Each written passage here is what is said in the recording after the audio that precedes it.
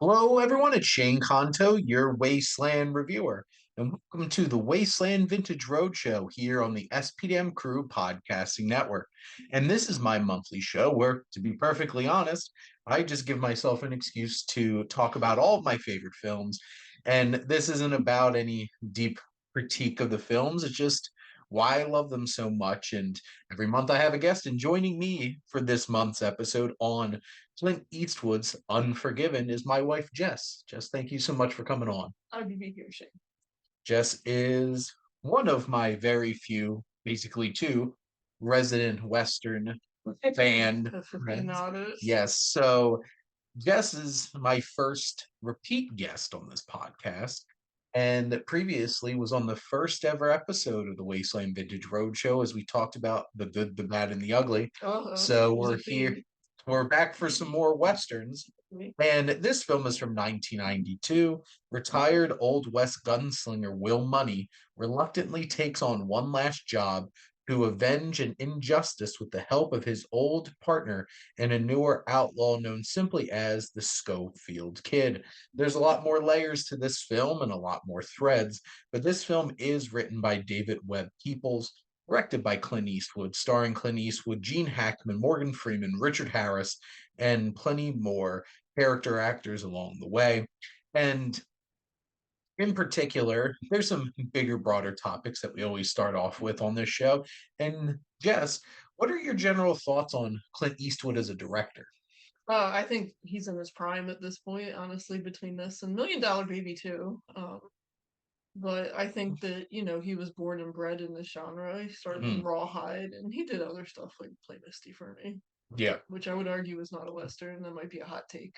But I would say that's not a Western. certainly not a Western. But I think he's really in his element in this one, both in directing himself and, you know, Everybody else as well. And it's interesting because Clint Eastwood for a long time was one of my favorite directors.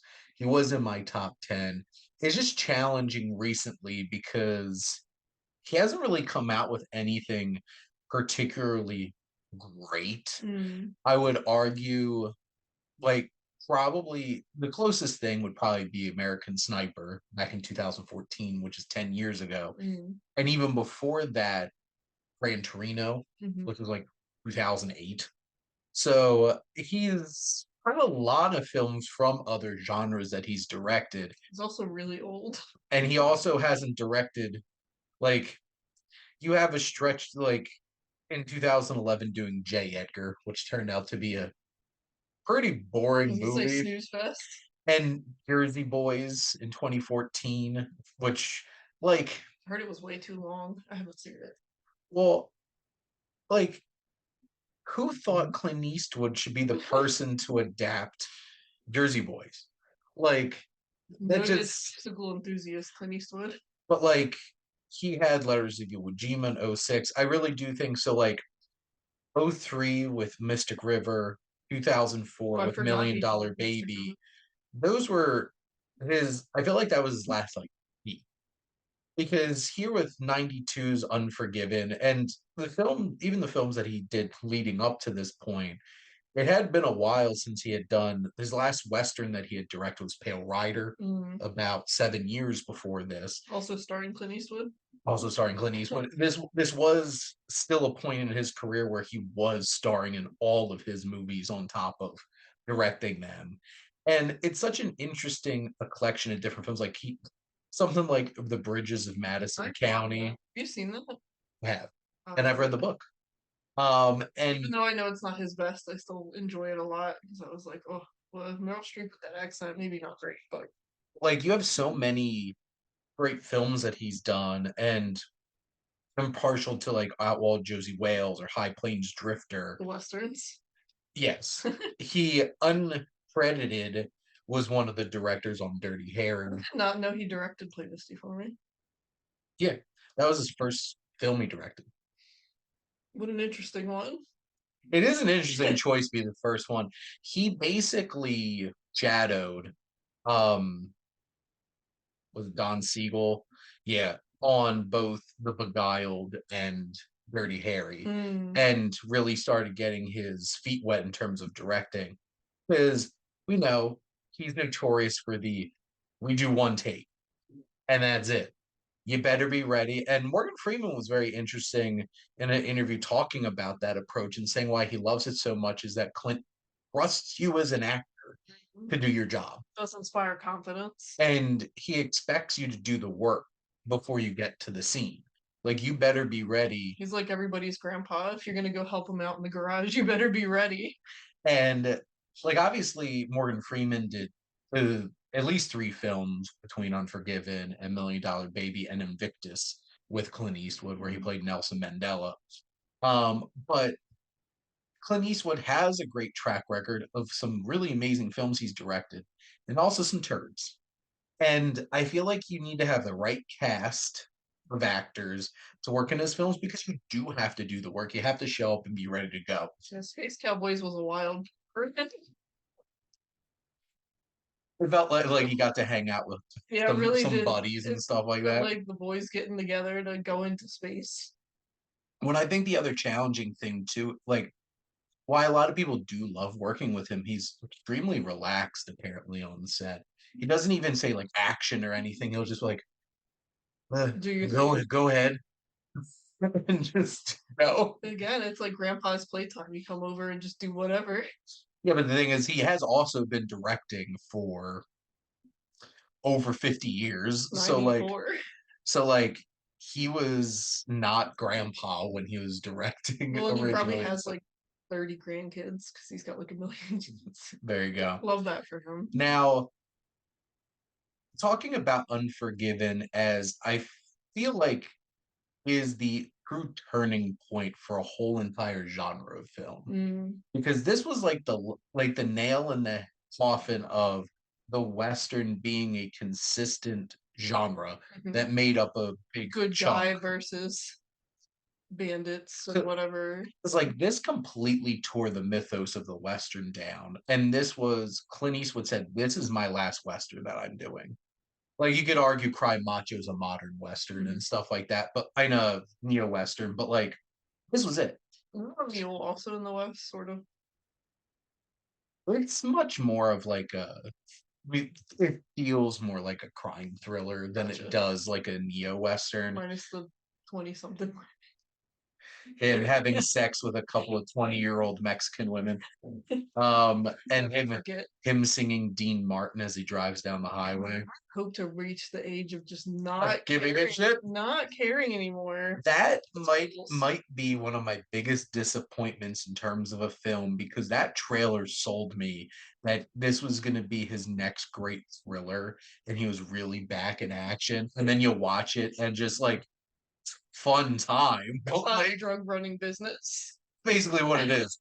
There's very little tension. We love that. I love that for him. But like it was a fun watch, but like it's not something that like, wow, this is what the trailer promised me. But think about this context of modern Western, so films made in modern times with Western settings and stuff like that. What are some of your favorite modern Westerns, those have come out in the 90s and the 2000s?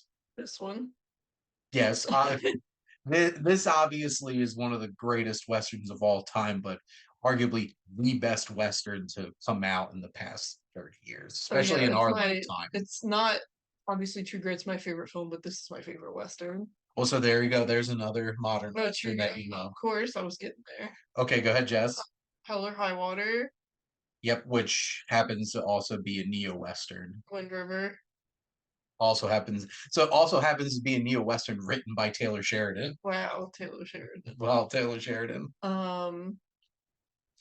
Slow West. I enjoy Slow West a lot. Even though it is pretty slow at some points, but it's also like it's a good time. 81 minutes. It's maybe could be slower West. It's a lean movie. Shane, help me out, Logan. Logan, definitely a great neo-Western, also science fiction neo-Western. It's fine. I would put up 310 to Yuma. Oh yeah. James Mangold's other Western. That's a good one. Great remake, fantastic cast between Russell Crowe, Christian Bale, Ben Foster.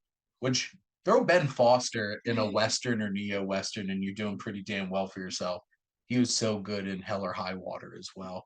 That also has Jeff Bridges. Yes. I would love to see. I feel like Open Range is one that I want to check out. I don't think I've watched that. I've seen pieces of that on Not TV. the animated one, just to make sure. Oh, that's That's Home Home on on the the Range, Range. Okay. which I guess technically is a Western. Rango's up there for me. Yes, Love Rango's fantastic. Also a neo-Western, seeing as it's set now. No Like Country for Old Men. also a great neo-Western, which Mhm. I would argue is Perhaps the there will be. greatest neo-Western. And that's the thing too, because There Will Be Blood is a Western. It's just I feel like it totes the line between being a neo-Western and like an actual traditional Western Yeah. because of the time period. I was gonna say it's a time that's set. I would argue that Mask of Zorro Oh yeah, with Antonio Banderas. with Antonio Banderas. I love that movie. Martin Campbell really knows how to make some pulpy action adventure movies between that and GoldenEye and Casino Royale and stuff like that. Is a Tombstone? So, well, yeah, Like so it was the early 90s. Yeah, so it was that was Tombstone and Wyatt Earp, I feel like. And I feel like Dances with Wolves came out in 1990. I feel like 90 on really has that feeling of like this is a modern era for westerns. And because Dances with Wolves was this was like 2 out of 3 best picture winners between 90, 91, 92 were westerns. Mm. Because Dances with Wolves won. Should it have? Mm. Goodfellas probably has a strong argument for that. I got one more. 91 was Silence of the Lambs, and then Unforgiven won in 92. Oh yeah, Silence of the Lambs, a famous western. Prey. I would argue Prey is a western. Prey is a Western. Prey. Just, I guess that would be categorized under weird Westerns too, because Western just love aliens. You know, shout That's out to Wild West. I don't care. I love that movie. It's a mess. It is a modern Western. I love it. You love Loveless. Wild West. Kenneth Branagh's Loveless. Love the giant spider. Well, you know the backstory of that, right? Yeah, I do. For those listening, that was supposed to be the climax of the death of Superman movie Tim Burton was making, and Warner Brothers is like, well, we love this giant spider idea. Let's just throw it in at the end of a Western. I love them for that. It's so good. It's 10 crazy. Out of 10. John Carter, I guess I've never seen it, but I think that's a space Western, right? I would, yeah, it's in that same vein of like Star Wars being that kind of idea. John Carter was boring. Yeah, I mean, and now at this point, I think I'm just naming them. Well, and Tremors. Weird modern neo Western right there. I may just be looking at your movie collection. Yeah, pick out titles. There's a lot of them. Yeah, but there are a lot of really good modern westerns, and we might not get them as regularly, but I do love the fact that like we still get westerns and people are still willing to make them. Like our history. Like The Thicket that came out this year, I thought was a good one with Peter Dinklage in it and Juliette Lewis. People love Bone Tomahawk. I didn't see it. I do really like Bone Tomahawk a lot. As Craig Zahler, going back to some like bygone era of filmmaking. But getting into Unforgiven, thinking about like the direction of this. So like we talked a lot about Clint Eastwood as a director. I think this might be the best directed movie that he has, because it has this very sobering atmosphere about it. There's a somberness to it, and it's very sobering in the fact that like there's nothing fantastic about this in terms, not like great. I mean, there's nothing like big movie like about it. It is gritty. It is intense. It is awkward. Mm-hmm. Like the West actually was, because you don't kill them right away every time. People don't drop. You don't just fan weapons and they work.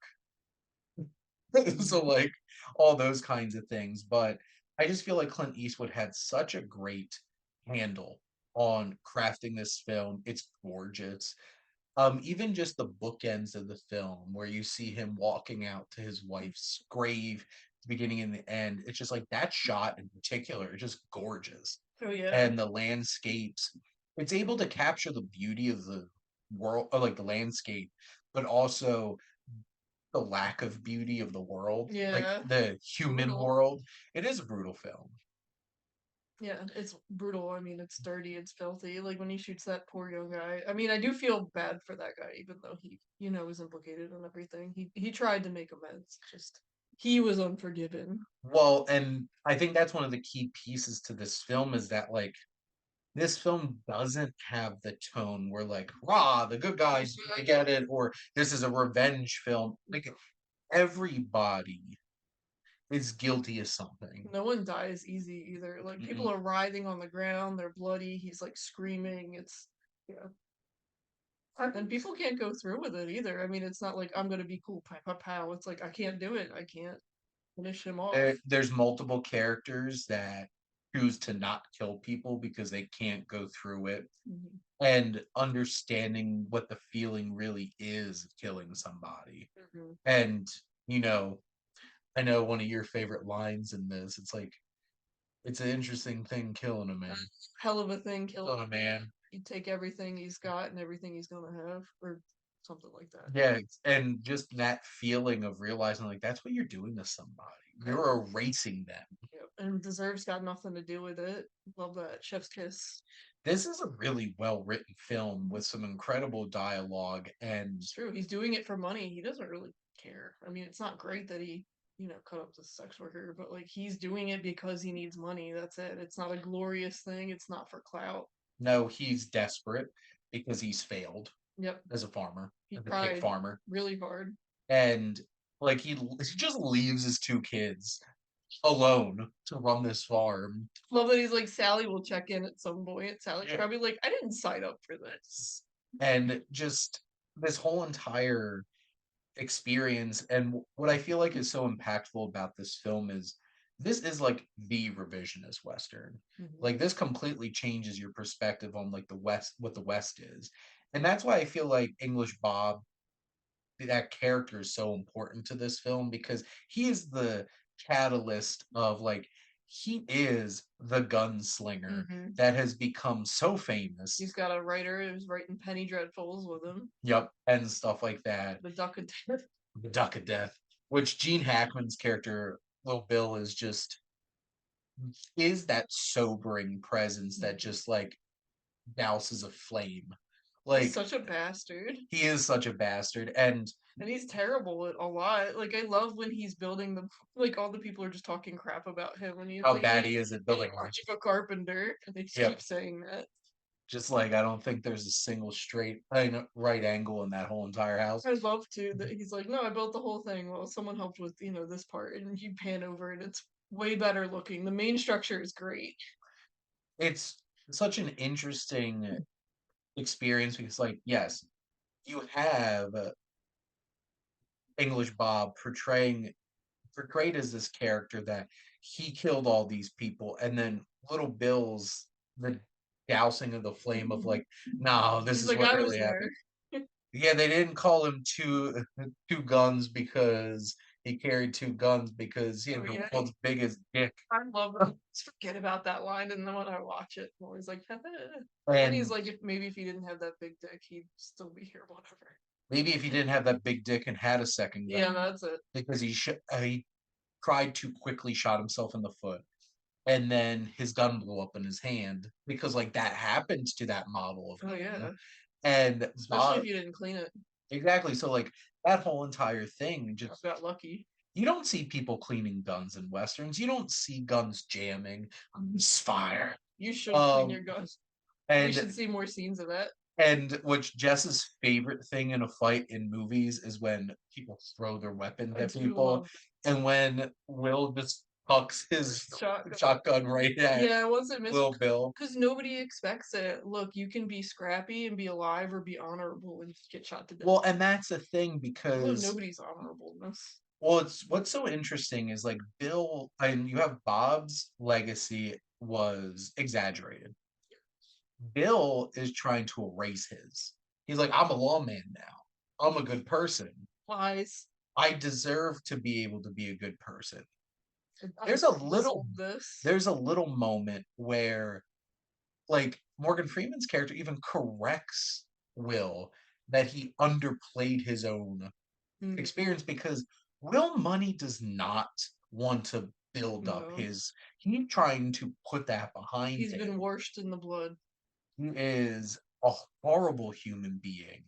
And he has done some of the worst things you can Oh, think. yeah. So, like, I've killed about anything that crawls on this earth. Yeah, I mean, he it owns up to it too. He said, well, not owns up to it. He says, "I've killed women, children, whatever." And his, and what's true is he's true. There is no exaggerating about what Will Money can do. And that's why the finale of this film is so damn impactful. Mm. Because he comes in like a specter. He is like channeling that Clint Eastwood of High Plains The Drifter. vengeance. Like he is this entity. He feels like an entity where they're like, we're gonna find it, and then he just turns around and Yeah. he's just standing there. He taps into his own legacy that he's been trying to avoid Well, and because because he's unforgiven. he can do it. He can do all those Oh yeah, things. He takes his time. it's a slow burn too. Yeah, it's a finding that You see that he specifically takes his time aiming. he's methodical. He is That's what makes him scary. well, and that's the thing because that's the only way that you can be successful Well, and in real life, like real life version of it's the luck, West. and Yeah. well, that's what Mr. Beauchamp gets into because he's like, I have in my notes that you take out the best gun first, and he's like, yeah, no, that was just coincidence, bro. Well, like he specifically was there to kill Bill, Yeah.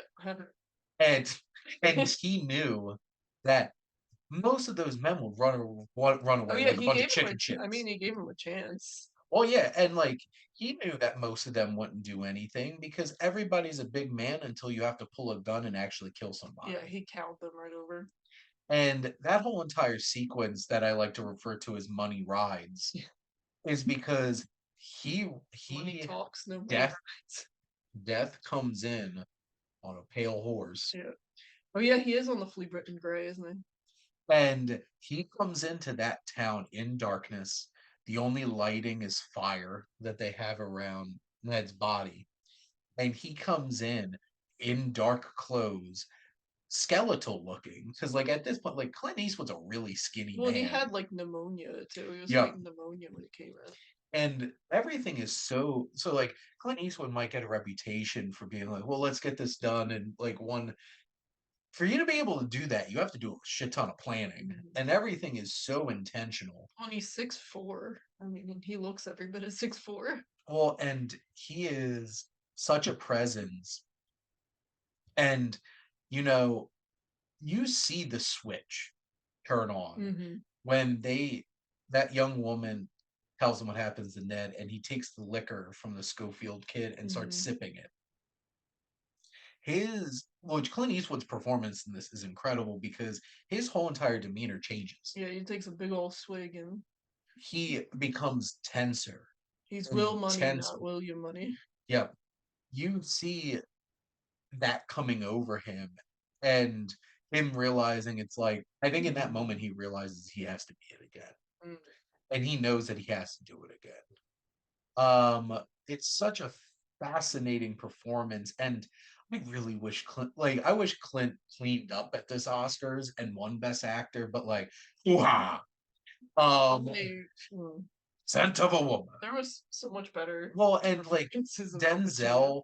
Denzel Washington's Malcolm X was also Mhm. nominated that year, and like you picked Al Pacino for Scent of a Woman, Lifetime Achievement Award. They should which just have that. they do. Oh, They do give then lifetime why? achievement Oscars to people, Then why? which apparently, like Paul Newman had just received one right before he won for Color of Money. Oh, So like he wound up and because like I think a lot of actors feel disrespected because they feel like it's like sorry participation trophy. okay. 'Cause, Well, like they should put on better. No, well, some. well, it's all politics and Yeah. obviously like Scent of a Woman's up there along with the original True Grit with John Wayne. There's no Yep. way that John Wayne should have won Best Actor for that. Not a If fan. he was going to win it for anything, it should have been The Searchers. Yep. Like, it, those kinds of things happen a lot. I love Gary Oldman. Should Gary Oldman have won Best Actor for The Darkest Hour? It was a big showy performance and it was really good. But to be frank, But was it great? it should have been Daniel Day Lewis again for Phantom Thread, or even Daniel Kaluuya for Get Out. But Mm-hmm. like Clint won Best Director, which he certainly earned. He won this one Best Picture, which it certainly earned. I feel like this, even if people like fun westerns, this is not that kind of No. movie, and I feel like people might be let down or disappointed by that fact. It takes its time because it's trying to really tell a meta level story of really taking down everything that you expect out of westerns and recontextualizing it in a grounded, somber atmosphere. Because yeah, some people are bad shot; they can't see. Some people don't have like. Some people are gonna lay there bleeding out for Yep. hours. Um, and sometimes you're gonna pull a weapon and you're gonna drop it, Hmm. or it's gonna misfire, or you're gonna miss by a lot because you're rushing. 'Cause that happens a lot in the climax. All these guys like fanning weapons and they're hitting like the wall, and he just slowly pans Mm-hmm. and just shoots. He is so methodical. But Clint Eastwood is so fantastic in this. Morgan Freeman, I think, gives a really good performance too as Ned, and he has to show like he has his moments where he's being a little like condescending to the Schofield kid when he's talking him down. There are moments where he's immature, like letting the advances. Oh, the free ones. Mhm. Oh, and the free ones. He gets both. Yeah, and then there's moments of fear. Like that moment where he couldn't shoot the guy. And you can just see it all over Freeman's Conflict. face. I feel like a lot of people complain that Gene Hackman won Best Supporting Actor for this movie, and I don't get it because he has to be a really grounded performance. He's the one trying to tear down others for being over the top and showy. Yeah. And I think that's so important. And like you feel the vitriol in him. Oh yeah. He's It's just like bastard. you when he has one barrel left. When he when he kills me, hope it and like you could just feel the anger and then you feel the fear Mhm. when he or is it fear? It's more like it's disbelief. Mhm. You feel the It's disbelief the I didn't deserve when this. he's laying there dying. Well, he probably thought because he made things right and was a lawman, he was above being killed by. Which is what's so frustrating is like, yeah, he was a quote unquote lawman. He was just He wasn't a very good one. he was living off his power. Oh, yeah. And he got so much pride out of putting people in their place and stuff like that. Oh, yeah. Richard Harris is fantastic. One of the greats of all time in terms of acting, and he just played English Bob. So there's so much condescension in just the way that he thinks he's so much better than Talking everybody. about the you can't shoot royalty because if you tried, then your gun would jam, or well, you'd be so taken by them that you couldn't. I'm like, oh man, this guy's never heard of Archduke Franz Ferdinand. Just kidding, this is beforehand. So full of shit. Sure thing. James Wolvett as a Schofield kid, he's like the one where I'm like, did I really think that he gave a great performance? What would have been interesting is if they got like a Christian Slater to like. Can you imagine if Christian Slater was a Schofield kid? I think he would have too much charisma and swagger. Like, I think part of the Schofield kid is that he's nervous because he's lying out of his ass the whole time. Because like I'm trying to think if I know anything else that he's been in because like that's the thing about some Clint Eastwood movies. Like you'll see like beat character actors that you like haven't seen in anything else. Frances Fisher, who played Strawberry Alice, has been in a lot of different kinds of things. By the way, She was in Titanic. who was she in Um, Titanic? her mom. Oh, Yeah, and hate that she lady. was such a strong character in this film, Oh. as Strawberry Alice, who's like the leader of all the sex workers, and she's the one that comes up with the idea to like hire Put a guns bounty. and stuff like that. And just there's a lot of really good like Anthony James who plays Skinny. Skinny is just Hate that guy. he is perfectly terrible in what he's doing. Love that there's both a skinny and a slim in this movie. Hmm. It's just it has such a great cast around them. I feel like the music, there's not a lot of it, No. but when it comes in, it has such a beautiful and somber theme to it. Very minimalist. Like you hear it over like the opening and the end, and it works really well. And just like the music's haunting in that final sequence where like he's riding off into the darkness. It feels kind of like a horror movie because He's he is a scary. real monster. He's a monster, man. And I remember thinking about this idea of like Clint Eastwood directing. This is gonna sound weird, but directing like an Incredible Hulk film where you spend the whole entire film wanting the Hulk, but all he wants to do is be Bruce Banner. Aww. And then you find it like he gets pushed to the point where he has to be the Hulk, and how terrifying that. Well, that's basically this movie. That's it. Well, that's exactly what this movie is, which is why it's I think it would be a really interesting thing. I also would have loved for him to do an Old Man Logan movie Aww. at some point. Obviously, being Logan. Yeah, I was gonna say him as Logan. That would have been cool. That would have been so cool. But I guess, Jess, is there anything else that really stands out to you about Unforgiven that you want to talk about? The whole movie. The whole movie does stand out. There's like maybe one scene where like, did we really need that? And I think I forget it a lot of the time. It's the scene where it has all of like the deputies and stuff talking. Oh yeah, they're Like, talking crap about the angles. yeah, and like Not a carpenter. I do feel like that adds well, and even if it's one of the most least interesting scenes in the film, it still adds layers to what it means for Bill in terms of a character, which is interesting. But I have an interesting question that I want to throw out here. Thinking about Clint Eastwood's directing uh, filmography, a lot of his recent stuff hasn't been the best. But what would you wish, like, if you could pick a movie where he would have ended his directing career, what do you wish that it was? Probably Gran Torino. I think that's because, like, It's a safe pick. it is. He had Invictus and Sully, and Sully, I think, is a really fine film. Invictus, I feel like, is probably his most praised, and like American Sniper.